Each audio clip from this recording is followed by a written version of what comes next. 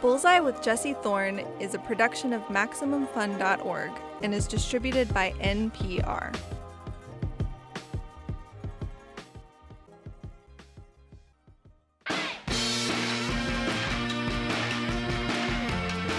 It's Bullseye. I'm Jesse Thorn. Next up this week, Tamron Hall. Tamron has been a TV host for years. She has her own talk show just called Tamron Hall. It airs on ABC stations all over the country.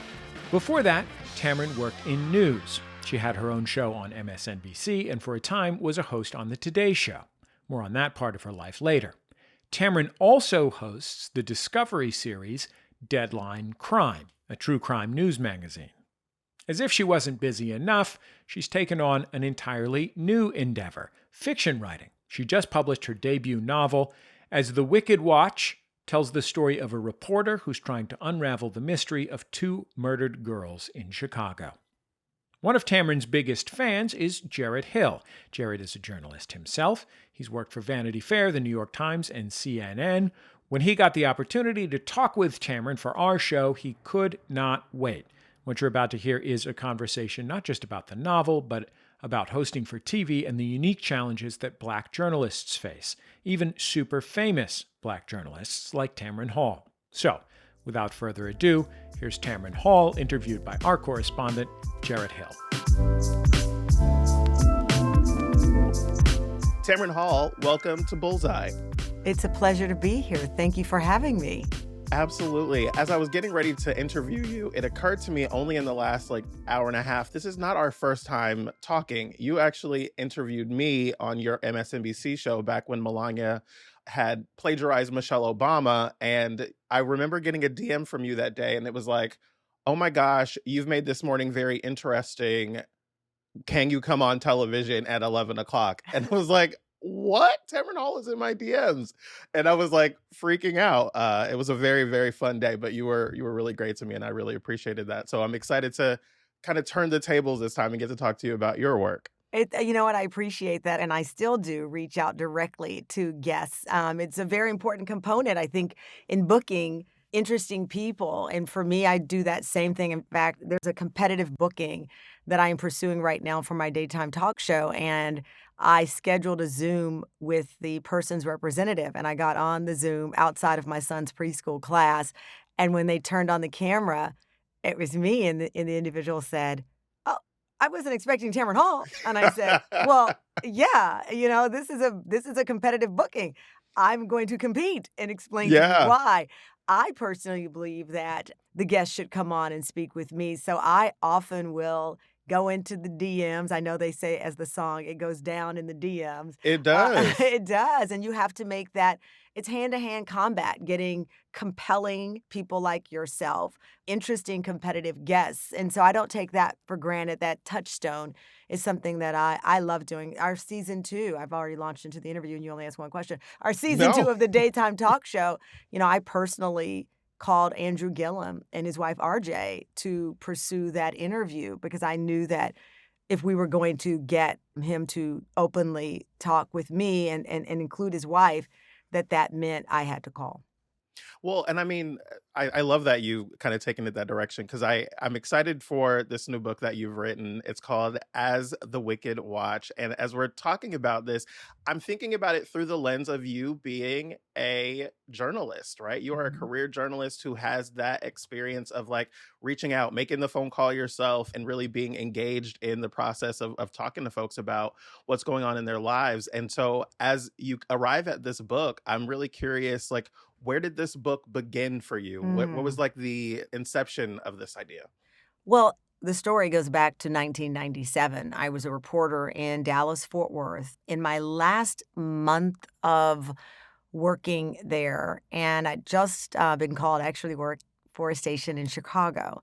And I covered the death of an 11-year-old girl in rural Texas. And fast forward a short few months later, I was outside of a field on the south side of Chicago covering the death of an 11-year-old girl.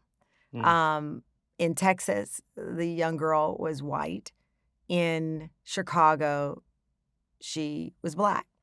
And they both, in different ways, had been in my opinion, wrong by the system, wrong by adults, even wrong by the coverage, to be honest with you. And here we are, and it actually is so incredible to be speaking about my book, as there is a great debate on social media right now on the very topic that inspired the book, which is who gets to be the headline when you're the victim of crime, when you go missing. And we are seeing that debate play out right now with a heartbreaking case in the news. And so this book had been burning in me since 1997, those two cases that had left me with great sadness and frustration and confusion. And I felt trapped as a journalist in so many ways of having to play it straight and not being able to be a human while covering these two stories. And then I lost my own sister a few years after to an unsolved crime. And suddenly in 2000, late 2000, I found myself hosting a show called Deadline Crime that put me in intimate rooms with survivors of violence or family members who'd lost someone to violence.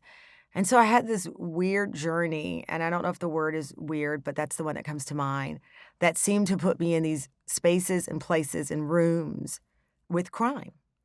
And I, during the pandemic, shot my daytime show at home like the rest of everyone. I was on an iPad, and I turned one of my son's baby monitors into a camera. I mean, we really used everything in our house. There was a bandwidth challenge. My husband was not allowed to get on the phone. We had lockdown of a different type with bandwidth, and I never knew what bandwidth was until I ran into the situation of trying to do the show from my home. So on the weekends, I'm still an early riser. As you pointed out, I've been doing this for 30 years and 25 of it morning television. So I naturally wake up at 5 a.m.-ish. And so on Saturdays, I started to write this novel and create this character, Jordan Manning. And in many ways, she allowed me to exercise some of the frustration of covering crime, some of the heartbreak and the challenges, as well as give the reader a glimpse into the newsroom and the conversations that in many cases surround who gets to be seen as a victim and who gets the empathy of the public and how the reporters and the networks position that. It is wild that we're having this conversation about your book in this time where we do have this case where there is a missing girl, and the case is very tragic, obviously, right? We never want to see this happen to someone. But then you also ask the question of like, how many other Black girls are missing, right? And how many have we never heard their names? And I think this is a common thing with Black women, even if we're talking about through the perspective of like police violence against Black women, right? Like we often hear the names of the Black men, but we don't hear the names of the Black women. To pivot a little bit, but staying there, you are a part of a really growing community of Black women that have important, large platforms that are getting to really tell important stories. Talk to me about what that is like. What kind of responsibility is foisted upon you, and what kind do you take on having that kind of responsibility? Well, I just celebrated my 51st birthday. Shout out to the over 50 crowd. It's not as bad as Yes. you think. And You're using a really good moisturizer, let me tell you, because it is working. listen. Thank you. I'll tell you, it's interesting because as a child, I remember sitting with my father watching the local news. My stepdad raised me. He's the dad I say that God meant for me to have. He met my mother. He was 25 years older than my mother. She was his third wife. He'd served in the military for nearly 30 years and had come into our lives and was the dad of my dreams, if you will. The dad I wish that I had to take me to track meets and all of these things. In addition to being that type of dad, we watched the evening news all the time. That was our ritual. We watched the news. I grew up watching the news. I was a news junkie as a kid, a young woman. And I remember my dad turning to me when I came home with a whole report card of C's. And he said, as we was looking at this woman on television, if you would get your grades up, you could be her. And she was Iola Johnson. And she was the first Black woman to anchor the news in Dallas-Fort Worth. WFAA at the time was a storied ABC station. And so Iola Johnson, Clarice Tinsley, there's so many, Diane Burns in Chicago. Allison Payne, who just passed away, right? I remember with my dad watching WGN. It was a super station. And so we'd watch WGN News because we were like, let's see what's happening in Chicago. Because black kid in Texas, that was like the middle. That's where you really learn what black people were going through. Let's go watch the news in Chicago. And then we'd watch the Buddy Guy show at night. And Buddy Guy would do the blues and we'd end our night with WGN. And so watching Allison Payne and that generation of Black women anchoring the news in major top 50 markets. They were pioneers. And so now going back to the core of your question, myself, Joanne Reed, Jamil Hill, the list goes on, and I don't want to leave anybody. Tiffany Cross, who's my beloved friend, and I adore Tiffany. This next generation of women who said, okay, we've learned that if you don't quit this job, it will quit you because they're not eternal, right? And what is our next play when they come to us and say, well, we're not going to give you the contract or we're going to diminish your role. Back in the day, it was, oh, I remember so-and-so, I saw her at Target. She still looked good. She was on channel. What's a channel? That was the conversation. Whatever happened to her? Oh, I ran into her at the grocery store. She still looked good. What is she doing now? I don't know. Real estate, something like that, And so I think I'm a part of this group of women who saw the expiration date sometimes that comes far too fast for women and certainly women of color. Because I'll tell you, I replaced the same Black reporter, female, in 3 different markets. 3 times. Wait, the same person? The same person. I replaced her 3 times. Wow. And so it was always a 1-for-1, right? I would go in and you knew that you were not replacing the white guy or the white woman. And if there was one Black woman, you knew you were replacing her. They might have you there at the same time for a short period of time. But you overlapping were contracts kind of situation. Exactly. Ease one out and ease one 100%. in. And I had walked that walk many times going into newsrooms around the country who'd brought me in to interview me. Obviously, this was before I made it to the national news. And you'd see like, oh, there was that one news anchor at noon who was African-American or the weekend, and you were likely being groomed to replace them. And so I grew up with watching some that had made it to this mountaintop of Black women like Iola and Diane and all of these other great women who weren't national, but they were local heroes. And they were more important than whoever was on national. And then you realize that their careers were ended far too soon, or they didn't have the opportunity to be on the national network shows because they were all white males in the evening news, and there was a formula of morning news, and it didn't include a Black woman. Hence the reason I became the first Black woman in 60 years of the Today Show to anchor the weekday. Lots more still to come with Tamron Hall after the break. Stay with us. It's Bullseye from MaximumFun.org and NPR. Support for this podcast and the following message come from Green Chef. Green Chef is the first USDA-certified organic meal kit. So you can enjoy hand-picked organic veggies and premium proteins without having to worry about where they came from. Enjoy new and nutritious recipes each week that are perfect for you and the whole family.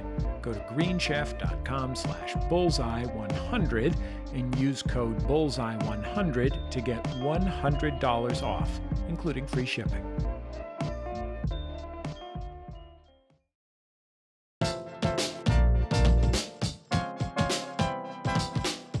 Welcome back to Bullseye. I'm Jesse Thorn.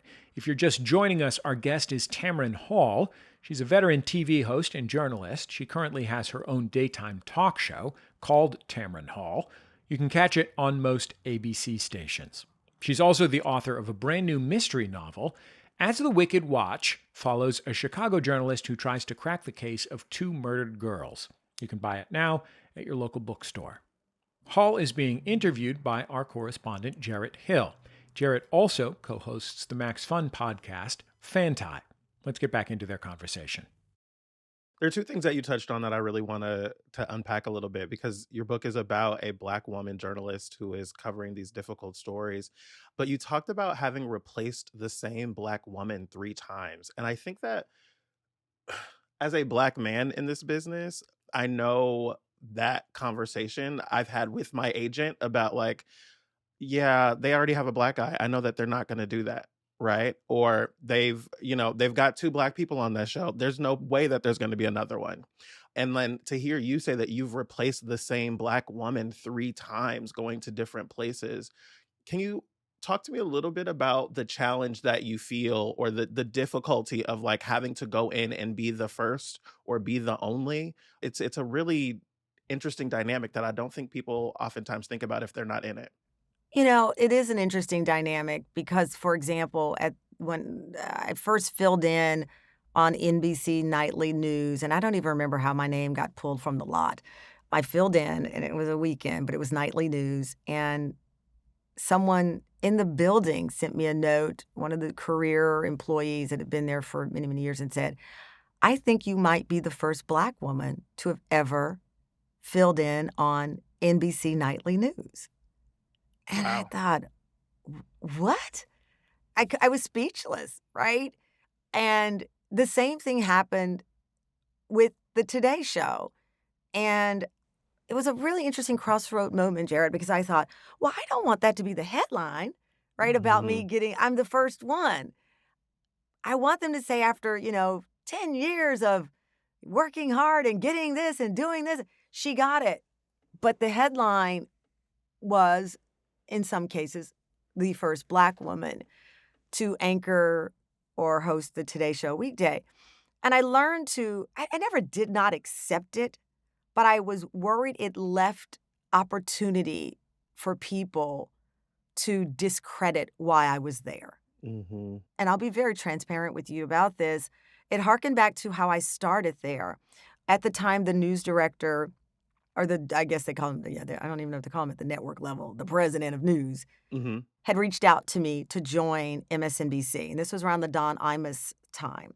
Mm-hmm. And what people didn't know at the time, I had already been in dialogue to join MSNBC with the assurance that I would be brought in to be a part of the Today Show in some capacity. I wasn't offered an anchor job, but I'd be used on the Today Show, which is, the holy grail. Right. And I came in, I started negotiating. I was the host of a morning show in Chicago for 10 years, a 4-hour morning show that was doing very well, and I was doing very well and very happy, but looking for a new challenge. Again, being transparent, I said to my mother, I don't have a boyfriend. I don't have any prospects of getting married. I don't have a child. Nothing is holding me here, Mom. I've done it all in Chicago.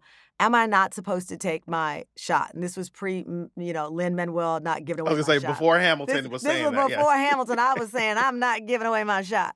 Now, it wasn't the opportunity that I'd envisioned. I thought I was going to come in as a fill-in newsreader or something on a Today Show. But they said, here's what we have. We have a spot at MSNBC, and you can join the day part version of MSNBC. I agreed to take the job and join with the hope of being able to build my career from there. I remember going on a blog when it was announced, and this is because Twitter started around 2008, so we weren't all into tweets at that point. This was a blog of some sort, and it called me Token Hall in reference to my being hired in connection with Don Imus. I had already been hired before Don Imus, but the person who wrote it didn't know it, and it infiltrated my heart, my mind, and my soul. So then when I become the first Black woman to host the Today Show, I don't want it even in the headlines, not because I'm not proud of it, not because I didn't want it to be a source of inspiration, but because the first thing I thought about was Token Hall is now joining because they have to put her there because they must be in trouble about something versus she's brought in great energy, great work. She does great reporting and whatever the resume presented, which I believe was a good one and a great case for it. Instantly in that moment, I chose to think about Token Hall and shrink myself down and my accomplishments and what this meant for the next generation of journalists to see that.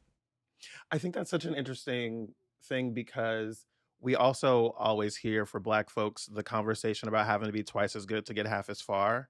So then to have to be extraordinary, and then to get it and then to be reduced down to, well, you only got it because, right? Because you're Black, because Don Imus said some things about Yeah. Black women that were terrible, when the truth was, I'm killing it over here for 10 Right. years, right? In And like, Chicago, I'm kind of doing right. things. You might not live Listen, here, but you I might am a want baddie. Do you see me? Like, I still look good. Right.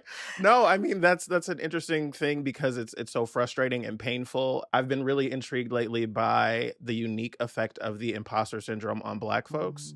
And I think that when we think about Black people and our engagement with imposter syndrome kinds of feelings, it's not just internal, right? Like there are so many markers that are external that are telling us that we don't belong here. And we're believing it ourselves, right? And so to hear that, it breaks my heart, and I fully understand what that moment is, because it's not an exciting thing all the time to have to be the first and to be reduced to that. So I Yeah. get that.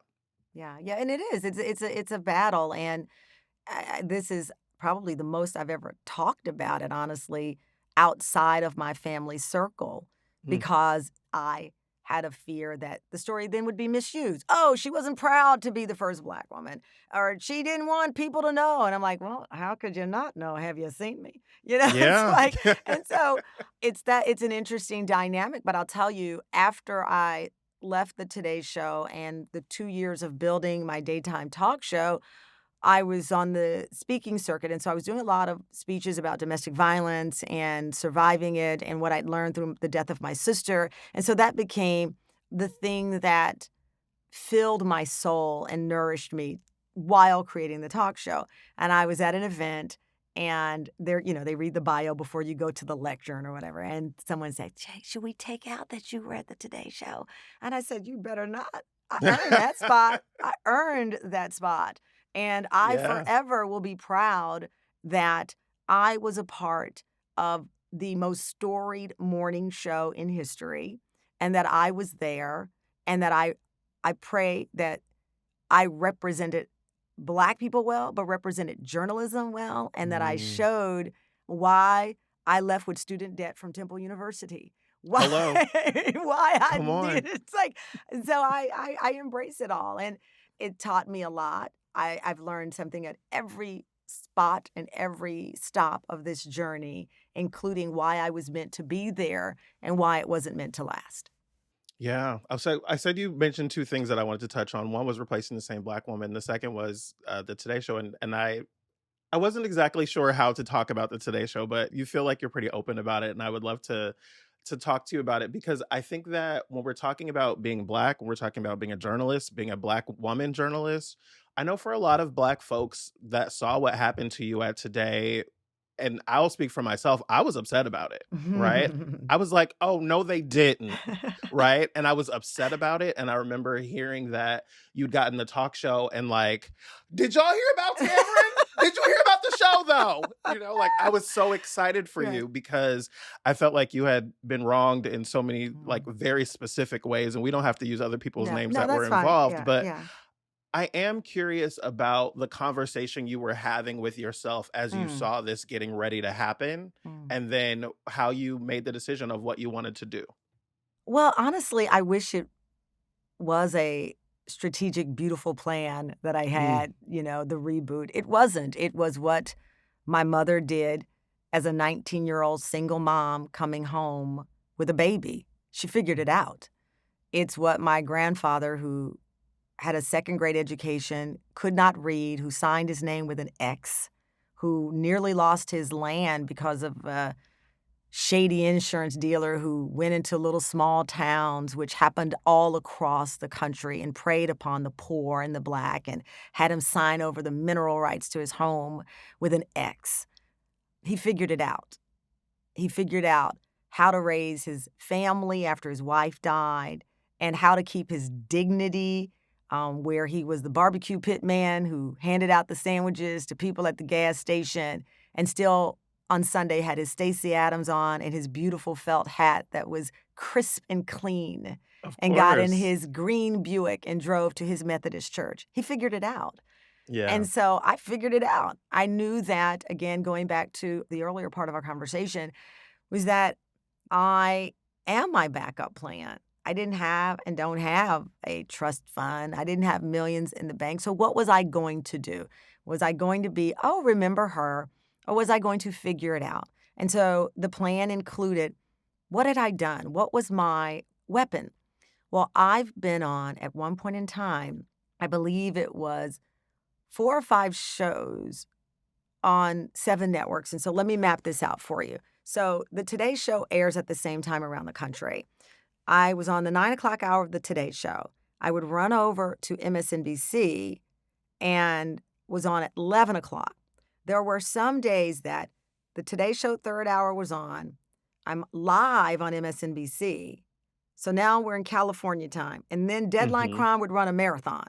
And then Sister Wives, which is another show I hosted, was on. You could turn on, if you had one of those big boards, it would be the Today Show up. I was live on MSNBC. I was taped on Deadline Crime, taped on Sister Wives, and then I might be on an appearance on Dr. Oz. So there I was on multiple shows at the same time, and nobody else was doing it, and nobody noticed. There were no articles about me saying, you know, the hardest working woman in show business. Like, oh, I think there was one that no one read. But, you know, I didn't have a PR team pushing out that story. I was just putting my head down and doing the work and taking the gigs that we have to take, multiple gigs to show our versatility and our diversity and to equal the income of our peers, because we talk about economic disparities, and it's hard to talk about it in the context of TV because there are people who make millions of dollars, and you can't fuss about, well, I had a hundreds of $1,000s contract and they had $1 million, because they're like, you should be lucky to have the hundreds of thousands. But you're like, wait a minute. Right.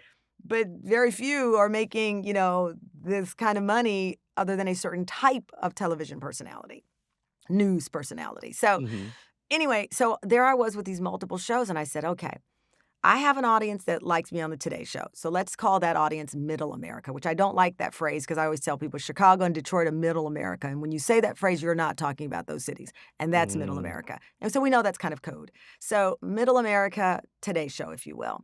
MSNBC, that's coastal, right? Then Deadline Crime. No one who was watching Deadline Crime, I felt, was watching MSNBC. In fact, when I would go home to Texas, they didn't even know I was on MSNBC. They were like, that's the crime lady. So in my rural Texas, I was the crime lady there. And then you have an audience that watched Sister Wives. And then you would see an audience of people who like my fashion and followed me on social media for my clothes and all of that. I'm a tree and my branches are many. How do I bring this diverse group of people who, when I'm in Harlem, a Black woman says, go get them, Tamron, just like you just said. We're mad for you. And then I went to Little Rock, Arkansas, and this woman from Central Casting, White Pearl, Southern Belle, said, go get them, Tamra. She had never watched MSNBC. I promise you that. So I thought, let me pull in these very different audiences who enjoy me, all of them being authentic versions of me, but not one definition. Because that's also what happens to people of color and women and Black folks in the media. We become one thing. We're going to call you when Trayvon Martin was killed, but we're not going to call you about another story. So you're only useful when the topic is Black, not in both. So I here in front of me had these opportunities to build an organic audience with people who enjoy different aspects of my work. How do we turn this into something? And that's how it really started. So that's what I was thinking. I couldn't be mad because I was trying to win. And what did winning look like? It looked like me getting up off the ground and me doing what Iola Johnson did for me, for others, to say, they don't get to end your presence. And so Iola Johnson did for me, she showed me by example without knowing my name until I was in my 30s that I had a chance to meet her in person. And so I wanted to think about all of the next generation of journalists who think, my gosh, if that can happen to Tamron Hall, what chance do I have? Because I remember having an agent tell me, there's no way they're going to let go of a Black woman for a white woman. It doesn't happen. I fired him. So that is... I'm sorry, what? Yeah, because he felt like, no, people understand that you need to... And I was like, that was an actual conversation that happened. Not my current agent, I promise you that. And I didn't want to be kept just because I was Black. I wanted to be kept because I was doing a good job. I didn't want them to be afraid of an HR complaint. I wanted them to understand and recognize that I was of value to the viewer and to their company. But by the way, that's okay. I'm intrigued by that. I think that you've got such an interesting story that really kind of spans so much time, but also so many different kinds of experience that makes you such a unique voice for a talk show. And one of the things I was really curious with when you were taking on this show, and now you're in your third season, finally got an audience back, which is great. And I'm sure, like, as a host, I know how much different it feels with no audience. Yes. But I'm really curious, how are you approaching your show differently in such a crowded media landscape when daytime talk shows are having such a difficult time to connect with audiences and to stay on?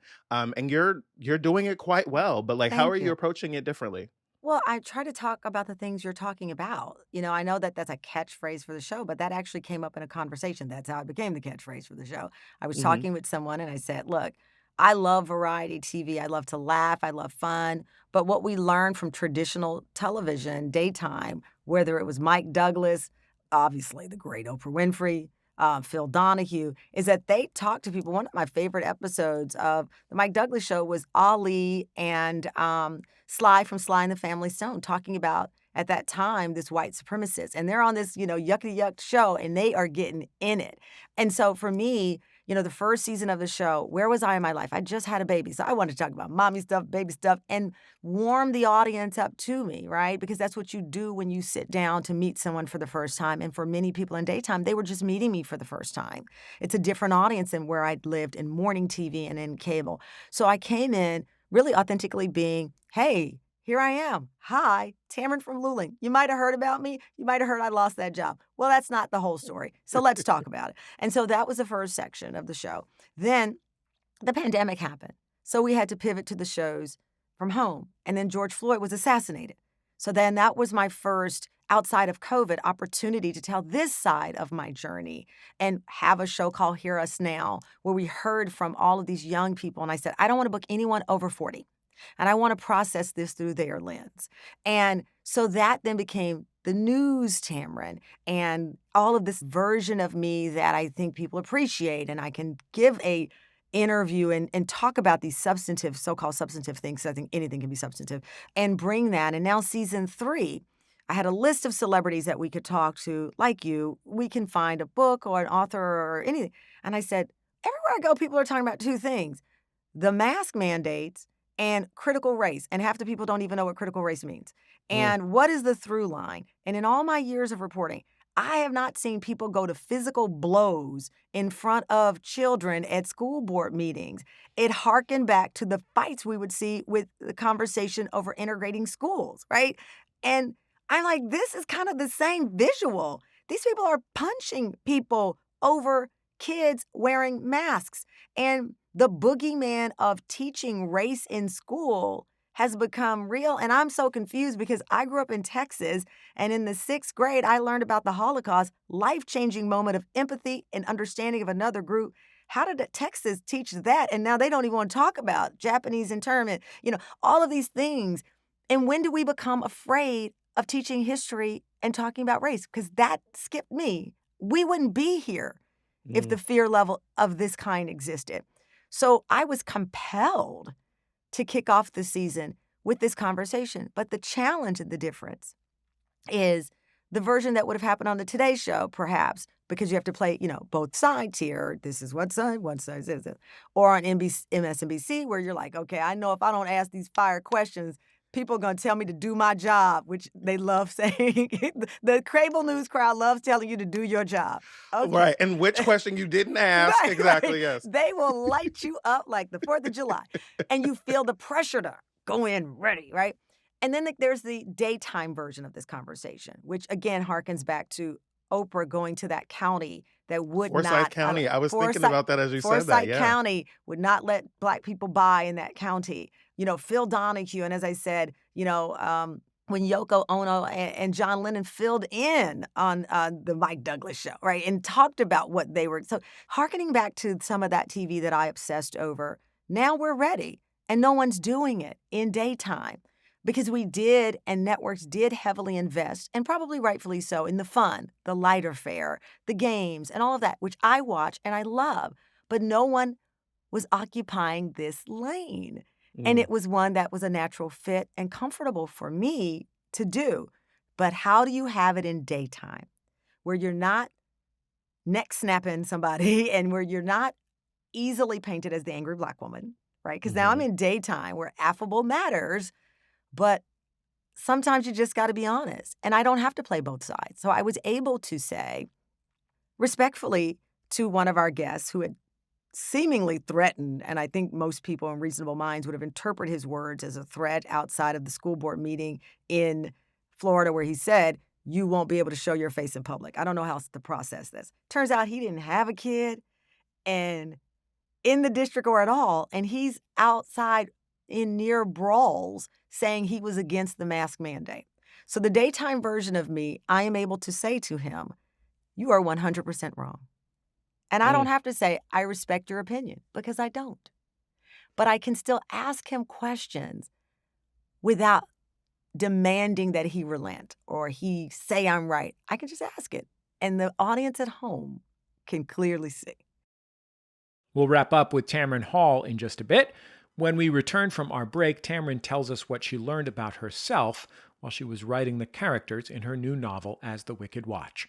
It's Bullseye from MaximumFun.org and NPR. Support for NPR and the following message come from BetterHelp, offering online counseling. BetterHelp therapist Hesu Joe knows that lockdown has been hard on us as humans. We as people are hardwired to connect with others, which is why this whole time is so difficult. The connection that happens between people can be very powerful, and how healing it can be to have a healthy relationship with someone. To get matched with a counselor within 48 hours and save 10%, go to betterhelp.com/bullseye. Hey there, beautiful people. Did you hear that good news? Something about the baby Jesus? He's coming back. Or do you mean the fact that Apple Podcasts has named Fanti one of the best shows of 2020? I mean, we already knew that we was hot stuff, but a little external validation never hurts, okay? Hosted by me, writer and journalist Jarrett Hill. And me, the ebony enchantress myself, Travell Anderson. Fanti is your home for complex conversations about the gray areas in our lives, the people, places, and things we're huge fans of, but got some anti-feelings toward. You name it, we Fanti. Nobody's off limits. Check us out every Thursday on MaximumFun.org or wherever you get your Slay-worthy audio.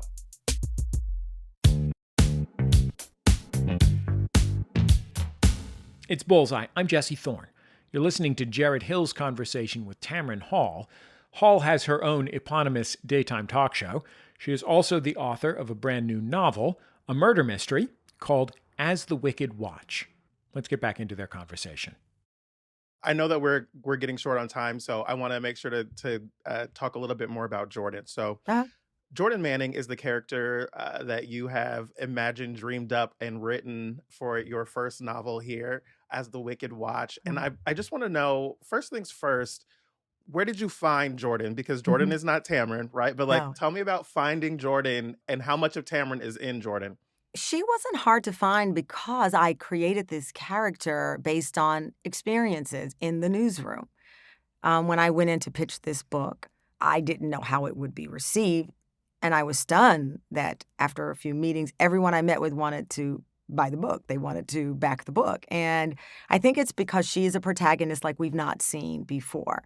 As I said, she is a little bit of Nancy Drew meets Angela Bassett when she throws the flame and burns up the house and Waiting to Exhale. It is trash. Trash. And a little of Carrie Bradshaw even as we get ready for a new Sex and the City round. And so she, and myself, but she's also different people, not just women, but people that I've seen and encountered in this business. So her name, Jordan Manning, the book is based in Chicago, Michael Jordan. And what is the counter to Michael Jordan? The Mannings. So that's where her name, because I wanted her to always have a yin and yang. So basketball, football, black, white, this storied African-American, player who people fell in love with some days, didn't like for others because they felt that he didn't speak up enough. And now we're back, all of these things. And then the Mannings, so this counter story is why I picked the name. She was easy for me to follow, because I followed her, really. I followed whatever came to my mind as I was writing on Saturday mornings with my coffee. I still make my coffee. I'm a Starbucks person when I'm really down, but most of the time I make my own coffee. I'm very old school that way. And I sit at home and write. And so her story really starts in Texas, where she's from and where I happen to be from, but very different backgrounds and different journeys. But I believe for me, it's more about her forensic scientist side. She studied forensics and she has that knowledge base that I did not have as a journalist. And she incorporates that in reporting. And she doesn't even know if she really wants to be a reporter. She ends up here and people keep telling her she's really good at it and that she could go places, maybe the network. But she's one of one in that room. And so following her through this case, the hard part has been marketing the book, selling it, meaning doing these interviews like this, right? I am used to doing the interview. I am not used to being interviewed. So Jordan poured from my soul. She resolved some things that I had issues with in the newsroom in a way that she can. She asks the question, why is this young Black girl's disappearance not the headline, and gets into a confrontation I wish I could have? You know, and so she's able to go in these spaces and places that I could not. And I feel that that was the effortless part. And I know everyone talks about writing, and I'm sure it is very hard. And the second one probably will be very difficult for me. But there were so many things, Jarrett, inside of me that I've witnessed as a journalist, as a crime reporter, that I feel that it helped me create this world of truth for this person who was really and is really seeking it. What did Jordan teach Tamron? She taught me not to wear stilettos anymore because she constantly complains about her feet hurting while trying to report out. Not the answer I was expecting, but I'll take that. A lot of times she's ending up in stilettos after being out reporting all day long on the pavement, and her feet start to hurt, and she wonders why is it she didn't wear sneakers. Men are in their flats, you know, their little shoes reporting. Man shoes, I guess you call them. And man shoes. Female reporters or women reporters are in these stilettos all day long. And that is even something, you know, to be discussed. I used to tell people if I wore the same dress in a month, I'd be just, what are you thinking? You wore that dress. You know, men in this business who in many cases make way more than their female counterparts have one suit and two ties. And he gets to save his money for a boat or wherever, a trip to Aspen. And women in this business have to exhaust our people think, listen, I get loaner clothes now. I'm in daytime TV. I'm in entertainment. Yes. That is not the case in news. And so it's a little different. But no, that is the thing that I wish I had done different. That Jordan said, my feet hurt. I am not wearing these stilettos on the side of this crime scene. That is such an answer from a fashionista journalist. I love that answer so much. Tamron Hall, I'm really excited to have gotten to spend this time with you. I really hope that everyone goes out and buys the book. The book is called As the Wicked Watch, the first Jordan Manning novel from Tamron Hall, Emmy Award-winning journalist with the Emmy sitting right there behind her on the set, letting us all know what it is and what time it is. We appreciate it, Tamron. Thank you so much. Thank you. It's been a pleasure. Tamron Hall. As we said before, her debut novel is As the Wicked Watch. You can buy it online or at your local bookstore. You can also watch her show on most ABC stations. Our thanks to our correspondent Jarrett Hill for interviewing Tamron. Alongside Travell Anderson, Jarrett hosts the Max Fun podcast Fanti. Every week, he and Travell give their funny and smart take on all of the nuanced and complicated stuff in today's culture, which is nowadays an inexhaustible source of content.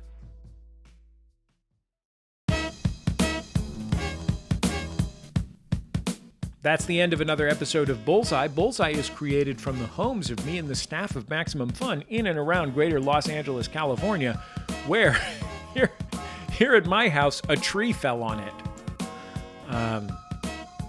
Not the whole tree, but a giant branch. Oh, by the way, Here's a fun fact. When a giant branch falls off a tree, it totally makes the sound that a tree falling over in a movie makes. That crackling, cracking sound is exactly what it sounds like in real life. Our show is produced by Speaking Into Microphones. Our senior producer is Kevin Ferguson. Our producer is Jesus Ambrosio. Production fellows at Maximum Fun are Richard Roby and Valerie Moffett. We get help from Casey O'Brien as well. Our interstitial music is by Dan Wally, also known as DJW. Our theme song is called Huddle Formation, recorded by the group The Go Team. Thanks to them and to their label Memphis Industries for sharing it with us. You can also keep up with our show on Twitter, Facebook, and YouTube. We post our interviews in all of those places. I think that's about it. Just remember, all great radio hosts have a signature sign-off. Bullseye with Jesse Thorn is a production of MaximumFun.org and is distributed by NPR.